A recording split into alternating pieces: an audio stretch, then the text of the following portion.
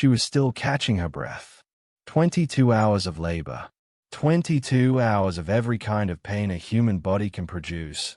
The kind that starts in your lower back and radiates outward until your whole world contracts into one single, furious point.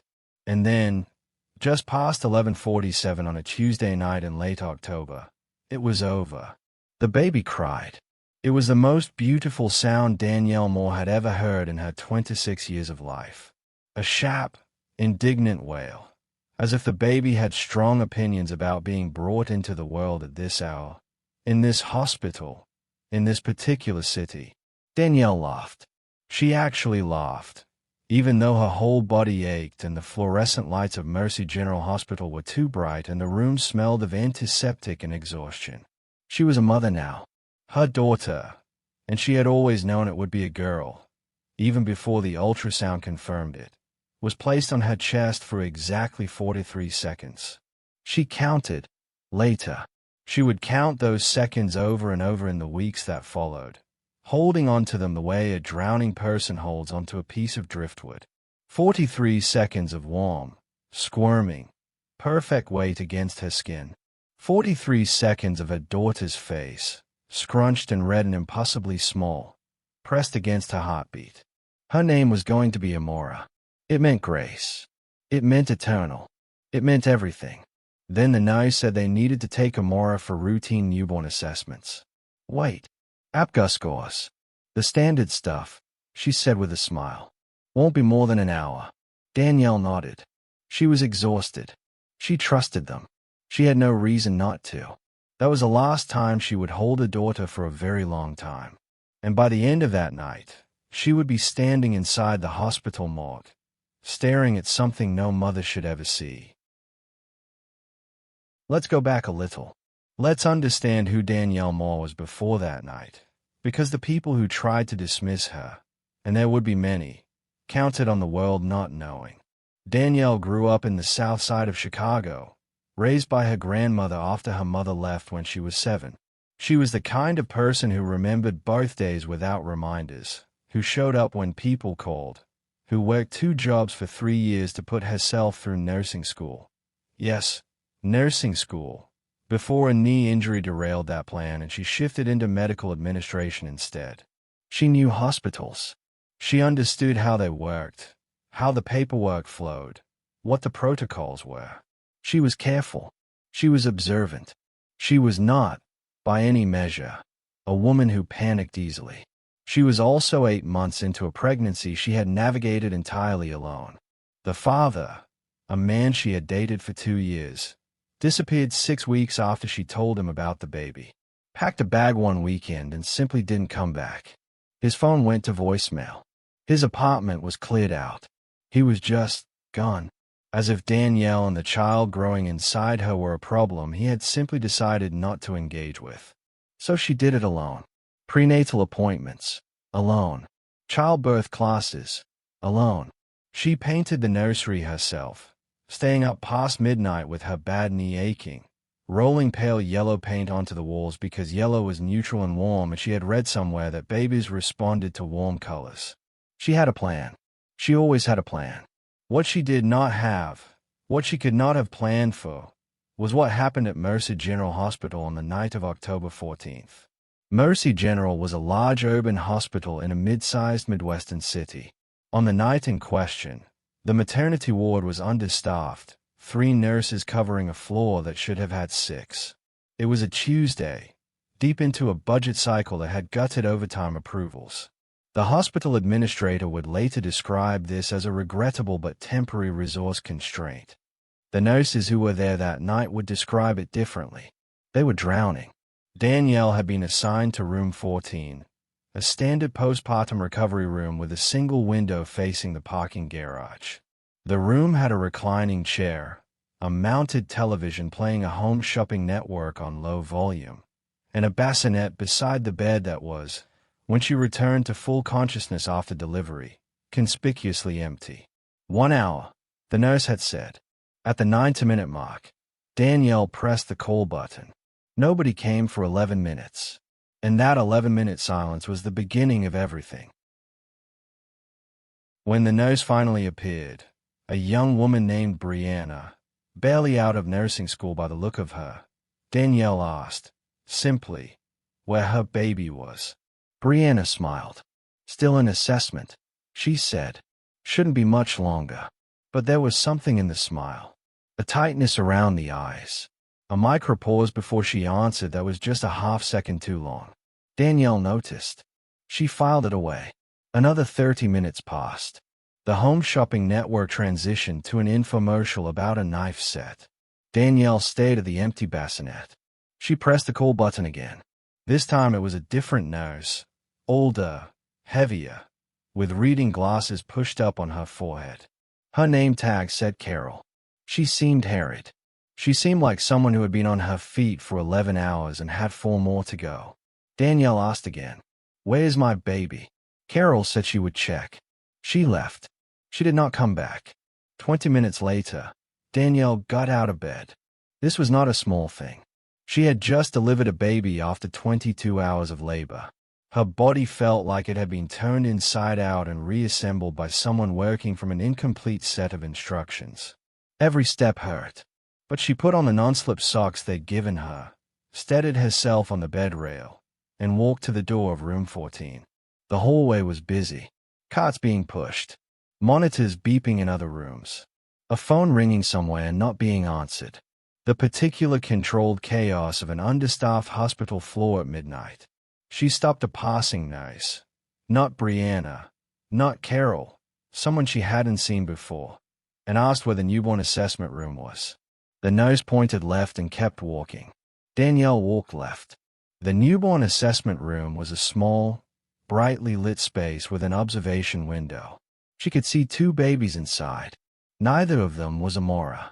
She pressed her forehead against the glass and looked at each face carefully, the way only a mother can look. Not at features, but at something underneath features, some essential quality of recognition that has nothing to do with the eyes. Neither of those babies was her daughter. She turned around and walked back to the nurse's station. "Where," she said, keeping her voice very controlled, "is my baby?" The nurse behind the desk looked up, and for just a moment, just a fraction of a second, her expression was not confusion. It was something else. Something that looked, if you were paying attention, very much like Faye.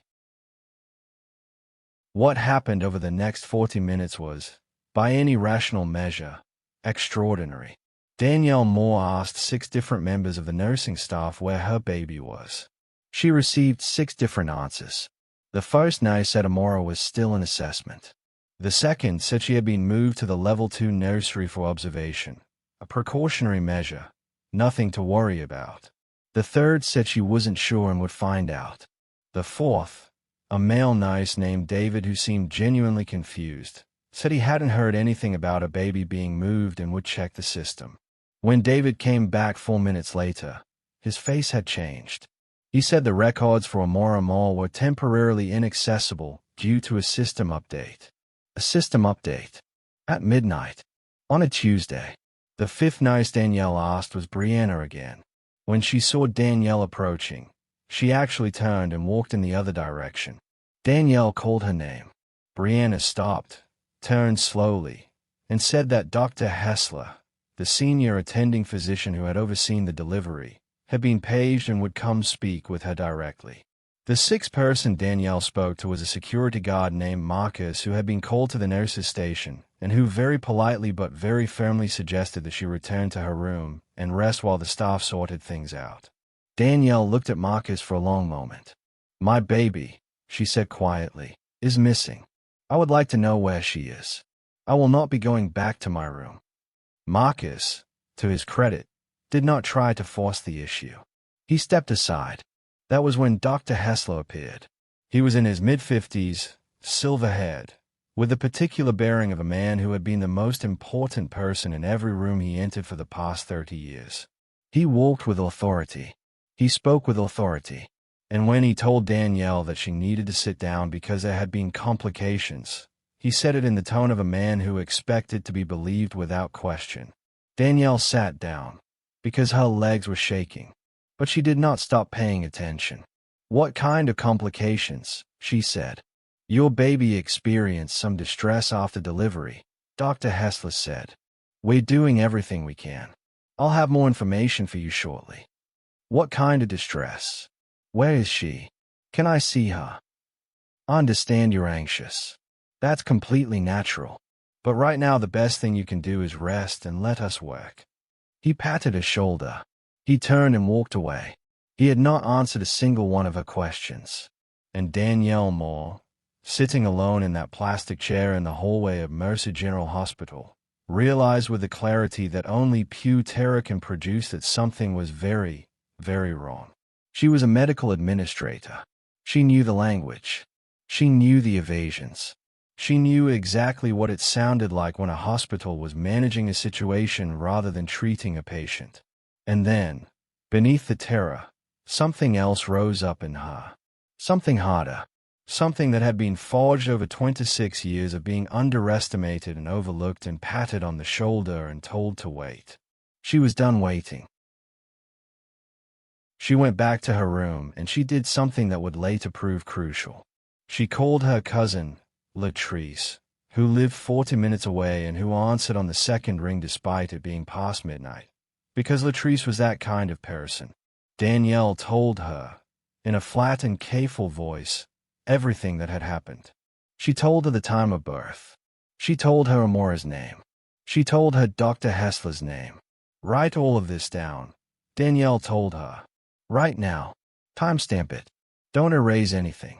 Then she hung up and started her own documentation. She had asked for a copy of her admission paperwork when she checked in. She always asked for copies of everything. A habit built over years of watching people get cheated because they didn't have the paperwork to prove otherwise. She had the admission form, the consent forms, the initial vital sign charts. What she did not have, she now realized, was the baby's identification bracelet form. Every newborn at Mercy General was supposed to be issued a matching bracelet set, one on the baby's ankle, one on the mother's wrist, within minutes of birth. It was policy. It was one of the most basic safety protocols in neonatal care. She looked at her wrist. No bracelet. She hadn't been given one. In the chaos of delivery, in the blur of exhaustion and relief, she hadn't noticed. She called the nurse's station and asked to see the bracelet assignment log for Amora Moore, born October 14th at 11:47 p.m. There was a pause. Then, I'll have to look into that and get back to you. Danielle hung up. She tried the hospital's patient services line. After 8 minutes on hold, she was told the office was closed and would reopen at 8 a.m. She pulled up the hospital's website on her phone and found the name of the chief of obstetrics. She found the name of the patient advocate. She found the general number for hospital administration and left a voicemail, speaking carefully and clearly, stating her name, her daughter's name, the time of birth, and the fact that she was unable to locate her newborn and was receiving no coherent information from staff. She saved the voicemail confirmation number. Then she got up and went back to the nurse's station and asked to see Amora's chart. David, the male nurse, came over. He looked uncomfortable. The chart, he said, showed that Amora had been taken for additional testing at 12:22 a.m. and that Dr. Hessler had documented neonatal respiratory concerns. Can I see the chart? Danielle asked. I'll need to get authorization for that. She's my baby. I understand. I'll need to get authorization. He walked away. He did not come back. At 1:15 a.m., Danielle was told by Carol, the older nurse, that Amora's records had been flagged for physician review and would not be accessible until Dr. Hessler completed his notes. At 1:40 a.m., a new doctor appeared, younger, with a tight expression, and told Danielle that there had been a complication during delivery, that her baby had been born with compromised vitals, and that despite the team's best efforts, he paused. He said the words stillborn. Danielle stared at him. She cried, Danielle said. I heard her cry. I held her. She was on my chest. She was alive. The doctor's expression did something complicated. He said that sometimes distressed newborns could vocalize briefly even when the prognosis was very poor. He said it was possible what she experienced was a reflexive. She cried. Danielle said again, louder now. She was warm. She moved. She was alive. I am a medical administrator. I know what a living baby looks and sounds and feels like. I held my living daughter on my chest for 43 seconds. Where is she? The hallway went quiet. And somewhere, deep in the hospital, past the elevator banks, past the service corridor, past the door most patients never had reason to walk through, something was happening that Danielle Moore did not yet know about. But she was about to find out. His name was Vernon. He'd worked at Mercer General for 19 years, pushing a cleaning cart through the same hallways so many times that he could navigate the entire hospital in the dark, which he sometimes had to do during power fluctuations.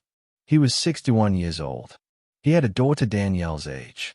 He had watched, from a distance, the whole terrible unfolding of the past 2 hours.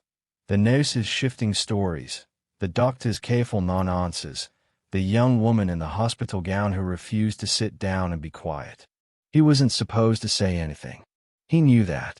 Later, when he gave his statement to investigators, he would say that he'd been wrestling with it for an hour, that he'd mopped the same section of floor 3 times, going back and forth in his head, that he thought about his own daughter, that he thought about what it would mean to stay silent.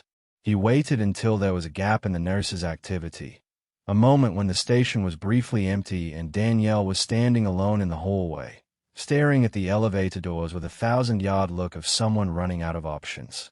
He came up beside her. He didn't stop walking. He kept moving with his cart, speaking quietly, facing forward, like a man who was just doing his job. They took something downstairs, he said. Danielle turned her head. Service elevator. B-level. About an hour ago. Small. Wrapped up. He kept walking. He didn't look back. Danielle stood very still for 3 seconds. Then she walked to the elevator. The B level of Mercer General Hospital was where the infrastructure lived. Laundry. Storage. The hospital's mechanical systems. And at the far end of the east corridor, behind a set of heavy fire doors with a sign that most people in the hospital went their entire careers without needing to read closely, the morgue. Danielle had never been to this part of the hospital. She'd worked in administration, in offices upstairs, dealing with billing codes and compliance reports and bed allocation spreadsheets. But she knew hospitals, and she knew that morgues were in basements, and she knew that whatever Vernon had seen being carried in a wrapped bundle onto the service elevator at 12:22 a.m. had gone somewhere. There was a security door at the entrance to the morgue corridor. Danielle pressed the intercom button. A voice crackled. Yes. I'm a patient, Danielle said. My baby was brought down here. I need access. A pause. Then, this area is restricted. I'll need to call upstairs and... Call upstairs, Danielle said. While you're doing that, I'm going to call the police. And a lawyer. And the local news station. I have a number. I will call them right now, from this intercom. And you can explain to them why a mother who just delivered a baby 2 hours ago is standing outside your morgue asking about her child. Another pause. The door clicked open. The security guard inside, a young man who looked like he'd rather be anywhere else, told her she'd have to wait while he reached the administrator on call. She told him that was fine. She stood in the small anteroom and she breathed. The air down here was different. Cold and still. The way air gets in rooms designed to preserve things. The buzzing of the fluorescent lights was louder somehow, more insistent. There was a smell, not unpleasant exactly, but clinical in a way that went deeper than antiseptic. The smell of finality. She had worked in medical administration for 4 years. She understood, intellectually, what happened in hospital morgues. She had processed paperwork related to patients who had died. She had seen the forms, but she had never stood here before, and she had never stood here looking for her daughter. The security guard was on the phone, speaking in low tones, his back half turned to her. She could hear, from behind the inner door, the faint sound of something. Movement.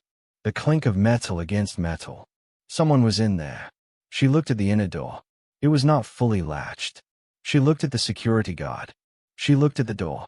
She pushed it open. The first thing she saw was the light. Bright and focused. A surgical lamp positioned over one of the central tables, creating a pool of harsh white light in the otherwise dim room.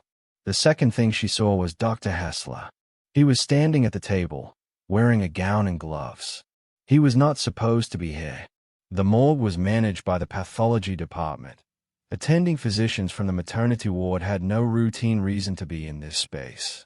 But there he was, and beside him was a second figure, younger, also gloved, and between them, on the table under that light.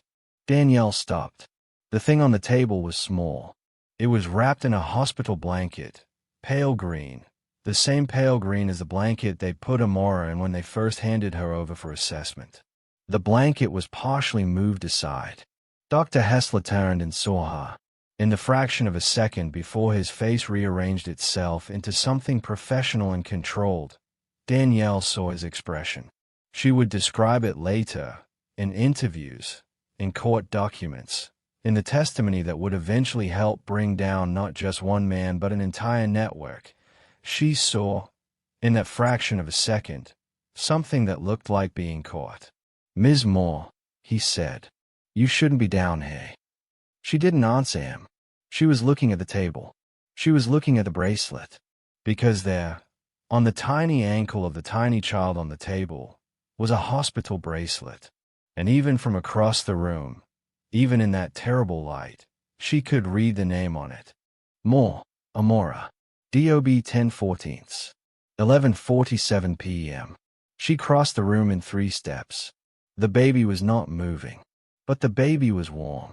She could feel the warmth from inches away before she even touched her. She had experience with post-mortem presentation from years in medical administration. She knew the difference between a body that had been cold for hours and a body that had been warm recently. This baby was warm. The pallor was the pallor of sedation or shock, not death. The chest. She looked at the chest. Was it moving? Was that? Dr. Hessler grabbed her arm. "You need to leave right now," he said, low and urgent.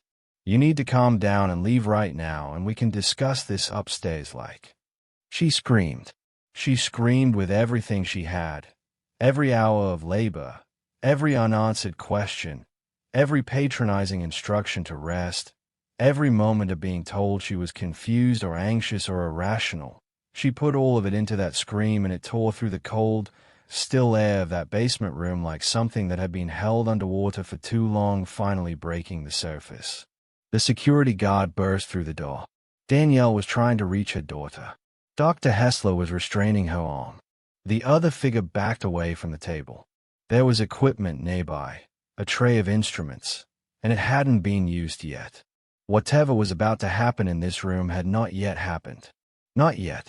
The security guard, to his eternal credit, took one look at the room. The doctor, the gloves, the surgical lamp, the baby, the screaming mother, and did the thing that would later be described in news coverage as the single most important decision made that night. He called the police. He didn't call the administrator. He didn't call the chief of staff. He called 911, and he said there was a situation in the basement of Mercer General that needed immediate attention, and he stayed on the line. What investigators found over the following weeks would be described by the lead detective, a 20-year veteran named Sergeant Patricia Okonkwo, who had handled hundreds of cases, as, in her own words, the most deliberate and organized abuse of institutional trust one have ever encountered. Dr. Raymond Hessler, 54, senior attending obstetrician at Mercer General Hospital, had been employed there for 18 years. He was, by all surface measures, a respected physician. His patient satisfaction scores were high. His complication rates were within normal parameters. He had been featured twice in the hospital's annual report as an example of clinical excellence. He was also, investigators would determine, the central figure in a scheme that had been operating for at least 6 years. It began, as these things often do, with money.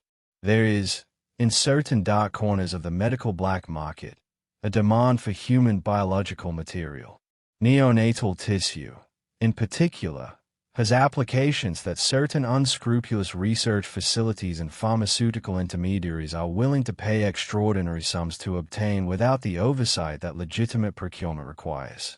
The investigative reporting that eventually surfaced around this case, led in part by a journalist named Elena Vasquez whose work would win several awards, documented a network of transactions that moved through shell companies across 3 states. Dr. Hessler was not working alone. The younger figure in the morgue that night was a hospital technician named Craig Burrows who had been recruited 2 years earlier. There were at least 2 other hospital employees with peripheral involvement, a records manager who facilitated the documentation gaps, and a supervising nurse who had been responsible for ensuring that certain cases were managed at the ward level before escalation became possible. The pattern, once investigators began looking, was horrifying in its clarity. They targeted mothers who were most likely to be disbelieved. Single mothers. Mothers with no family present at the hospital. Mothers who were young, or poor, or without obvious social support networks. And disproportionately, the investigators' data would make this unambiguous. Black mothers. In a medical system where black women already face significantly elevated rates of complications and mortality, where studies had documented the persistent tendency of healthcare providers to underestimate black patients' pain and dismiss their concerns, Hessler and his collaborators had found a population they believed would not fight back. They were wrong about Danielle Moore, but they had not been wrong about all of them. In the months following Danielle's discovery, investigators would identify 5 other cases over a 6-year period that bore the same signatures, conflicting records, documentation gaps, sudden post-delivery complications, babies whose deaths were recorded without proper certification, mothers who had been told to grieve and move on, 5 mothers who had been told their babies didn't make it, 5 families who had buried empty grief. Some of those mothers had pushed back, just as Danielle had. They had asked questions. They had been told they were confused with grief, that labor had been traumatic, that their memories were unreliable. One had been referred to a hospital social work and quietly discharged. Another had been offered a financial settlement, described as compassionate support, that included a non-disclosure clause she had signed without fully understanding its implications.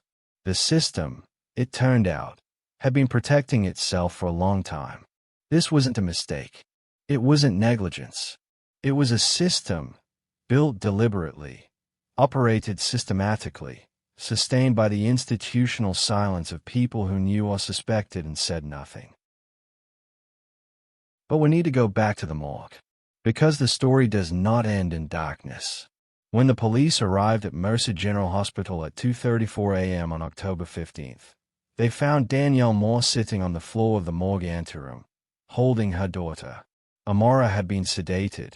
Investigators would later determine with a fast-acting agent that metabolizes quickly and leaves minimal trace, which was why it had been used. She was alive. She was breathing. She was, beyond the sedation, unharmed. The procedure Hessler had intended to perform had not yet begun. The paramedics who arrived took Amora to the NICU for monitoring. They told Danielle that her daughter was going to be okay. They said it twice, because she didn't react the first time. She just sat there, holding the baby, not blinking, as if she was afraid that blinking would make the baby disappear again. She held her for 4 hours. Through every check, every monitor attachment, every gentle attempt by nurses, different nurses now, from the NICU, who had had no part in what happened upstairs, to examine Amora. Danielle held her through all of it. She pressed her forehead against her daughter's forehead, and she breathed with her, and she did not let go. When Latrice arrived at 3:15 a.m., having driven 40 minutes in the dark with no traffic and presumably some disregard for speed limits, she found Danielle in the NICU looking. This is how Latrice described it. Not broken, not relieved, but something harder and more complicated than either. Like a person who had passed through the absolute worst and come out the other side changed in ways they hadn't fully assessed yet. "I need a lawyer," Danielle said when Latrice walked in. Not tomorrow. Tonight. I need the names of every doctor and nurse on shift. I need a copy of every record. I need to know who the administrator on call was and who knew what. Latrice pulled out her phone. The criminal investigation moved faster than many expected, which is to say it moved at a pace that, while faster than usual, still required enormous external pressure to sustain. Dr. Hessler was detained at the hospital that night and formally arrested 2 days later, once investigators had secured the physical evidence from the morgue and begun the painstaking work of untangling the documentation. Craig Burrows, the technician, was arrested the same day. The records manager, a woman named Patricia E.N.G., turned herself in after retaining an attorney and negotiating a cooperation agreement. The supervising nurse, whose involvement investigators characterized as management-level facilitation, was placed on administrative leave and ultimately charged with several counts related to falsification of medical records and obstruction. The hospital itself, or rather, the corporation that owned the hospital, a regional health system called Meridian Health Partners, moved immediately into damage control mode. Their first public statement, released 36 hours after the arrests, was 4 paragraphs long and contained the phrase "rogue actor" twice, as if Hessler had been operating in some dimension entirely separate from the institution that had employed and promoted him for 18 years. Rogue actor, Danielle repeated in her first press interview, sitting beside her attorney with Amora, alive, wide-eyed, wrapped in a blanket that was pale yellow, not hospital green, in her arms. He did this in their hospital, with their equipment, using their record system, and they want to tell you he acted alone. She paused. They had complaints about him before. I found out later. There were 2 previous complaints. One from a patient, one from a nurse. Both dismissed. Both buried. If they had listened the first time, if the system had worked the way it was supposed to work, I would not have been in that morgue. The journalist Elena Vasquez, who was present at the interview, would later write that what struck her most was not Danielle's anger, though the anger was entirely justified and entirely present, but her precision. The way she spoke about systemic failure not as something abstract, but as a sequence of specific, traceable decisions made by specific people who had specific obligations and chose not to fulfill them. Accountability isn't just about the person who did the thing, Danielle said. It's about every person who looked the other way. Every person who processed the paperwork without asking questions. Every person who was told something was wrong and decided it was easier not to look. The legal proceedings against Dr. Raymond Hessler unfolded over 14 months. He was ultimately convicted on multiple counts, including criminal conspiracy, unlawful procurement of biological material, child endangerment, and falsification of medical records. Craig Burrows pleaded guilty to reduced charges in exchange for his testimony. The records manager's cooperation deal reduced his sentence to probation and community service. The supervising nurse was convicted and sentenced to 3 years. Meridian Health Partners settled a civil lawsuit with Danielle Moore for an amount that was not disclosed publicly, though multiple legal observers characterized the settlement as substantial. More significantly, and this was something Danielle's legal team insisted on as a condition of settlement, the hospital system agreed to a series of mandated reforms: independent oversight of the morgue and pathology department, mandatory dual verification for all neonatal transfers, anonymous reporting channels for staff concerns, and a review board with patient advocate representation. For the 5 other families whose cases were identified, those mothers who had been told that babies didn't survive, who had grieved without knowing the full truth, the legal and emotional reckoning was harder and more complex. 2 of those mothers filed their own civil suits. One was not located in time to participate in the proceedings. Investigators believed she had moved out of state. The question of what accountability meant for losses that could not be undone, and would not be undone by any verdict, was not one the legal system had a satisfying answer for. It rarely does. What it could do was bear witness. And in this case, it did. In the spring after Amora's first birthday, Amora, who was, by then, pulling herself up on furniture and trying to eat the houseplants and filling the yellow nursery with a particular kind of noise that no amount of prenatal research could have fully prepared her mother for, Danielle Moore gave a speech at a healthcare advocacy conference in Washington, D.C. She was not a professional speaker. She was not a policy expert or an academic.